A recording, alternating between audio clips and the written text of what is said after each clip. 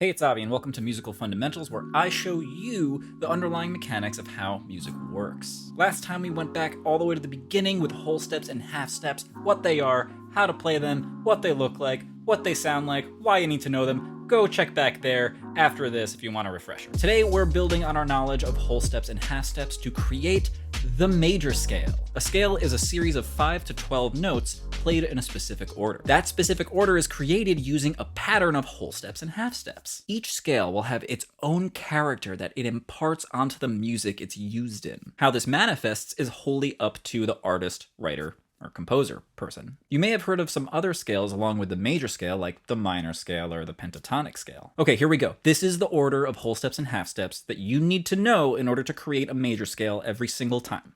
Okay? You ready? Let's do this. Whole step, half step, whole step, half step. That's it. We're done. So 2 whole steps and a half step, 3 whole steps and a half step. That's all you need to know. This is how it looks on a piano and a music staff.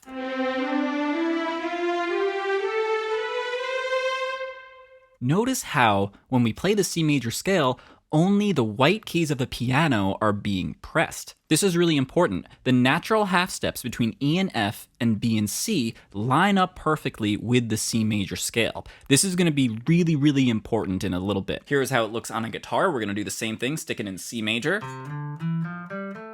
That's it, we're done. We're doing 3, 5, 7 on the guitar, starting on the A string or the 5th string, 3, 5, 7 again on the D string or the 4th string, and then 4, 5 on the G string or the 3rd string. Let's also take a look at this piano roll over here, starting with our C major scale.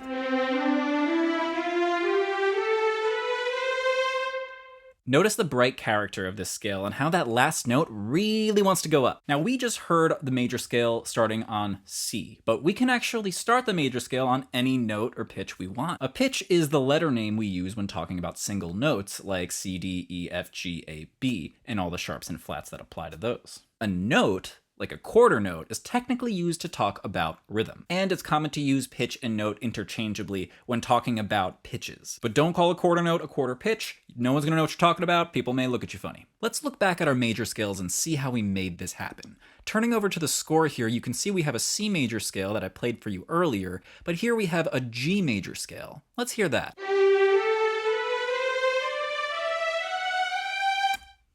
Oh, we also have an F major scale. Let's hear that. Were you able to hear how this was the same order of pitches, but starting just on a different place? That's it. It's not a huge difference. Try and pinpoint, go back and listen, pinpoint that you can really hear that this is a major scale starting in different places. This is a great ear training exercise. Now, when we look at the difference between the C major and the G major, we can immediately spot this sharp symbol. Now, this sharp symbol means that this note here is raised up a half step. Conversely, when we went to the F major here, you can see that we have a flat symbol here. This is the opposite of a sharp symbol. This will lower a note by a half step. Remember how the whole step, half step formula lines up perfectly with the C major scale, no sharps or flats? Well, adding these sharps or flats are the key to creating the major scale when we start on different pitches. Raising this F to an F sharp allows us to have a half step as our last step. And this conforms with the major scale. This helps to make it a major scale. Remember, we have a half step at the end there. Now, what about over here? What is the flat doing? Well, remember how there's a natural half step between B and C and E and F? Here, what we're doing is we need to maintain that half step relationship, whole, half, right? So here, F to G, we have a whole step, G to A, another whole step, and we need a half step between A and B flat. So that B natural will be lower to a B flat to create that half step where it needs to be, just like we did with the F sharp. Except in this case, the E natural here is right below the F, which acts as our natural half step. So we don't need to do anything to this E. This is all that sharps and flats are really used for, to make sure that we are using the correct distances for the keys and the scales that we want to play in. Coming back to the guitar for a second, one of the good things about guitar is that because there's no differentiation between the frets, no matter where we play the major scale, it's going to stay the same in terms of muscle memory. So I played that C major scale here. So I can start just one fret up and do the exact same finger position, and it's not a big deal. It doesn't matter. All I just have to keep... It's just maintaining the same finger position, because the finger position is where the formula lies. Ha!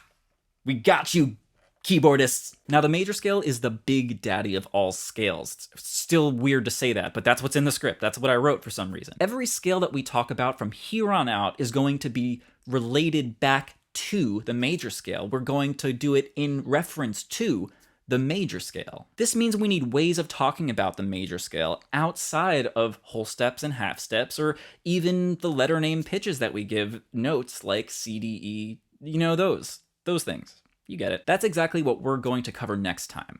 Scale degrees. So do a video engagement thing and stick around. There you have it. That's the fundamentals of the major scale. We talked about what a scale is and how its arrangement of whole steps and half steps can create different scales with different characters. We learned the whole step, half step formula for creating the major scale. And we learned how we can take this formula and move it to other notes and play the major scale in different keys. A key is the word we use when we're talking about using a scale in both a melodic and harmonic context over a certain pitch. So when we're in the key of G major, we're saying we're using the G major scale, both melodically and harmonically, over the pitch G as the tonal center, hence G major. The major scale is so ingrained in our ears that it's actually rather easy to just start playing the major scale up and down and you start coming up with a melody real fast. When that happens, it's a great idea to have my free guide, 7 Ways to Write a More Effective Melody. Each tip is designed to elevate any melody in any genre. In fact, I've helped over 1,000 people do just that.